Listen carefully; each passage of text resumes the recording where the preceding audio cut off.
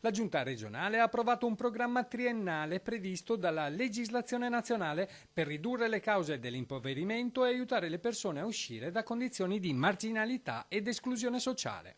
La povertà in Veneto è in aumento anche se a livelli inferiori rispetto alla media nazionale. La povertà in Veneto è sicuramente con un dato inferiore rispetto alla media nazionale, però abbiamo visto che negli ultimi anni è in aumento, quindi sicuramente anche il Veneto sta affrontando una fase di criticità. La povertà in Veneto si attesta attorno al 6% circa, quindi coinvolge circa 800.000 persone venete. Un dato preoccupante è che la Regione Veneto ha intenzione di affrontare in sinergia con i comuni del territorio, istituzioni, associazioni, assistenti sociali e volontariato. Solo in questo modo nella Regione si potrà avere un modello di lavoro integrato in grado di creare un approccio omogeneo in tutto il territorio con l'obiettivo di accrescere solidarietà e percorsi di inclusione sociale, evitando sovrapposizione, doppioni o interventi frammentari. Un approccio multidisciplinare in cui sociale, sanità, lavoro, formazione, edilizia abitativa, insomma dialogano insieme e cercano quindi di dare delle risposte. Per aiutare gli oltre 800.000 residenti che versano in situazione di difficoltà, spiega l'assessore Lanzarin.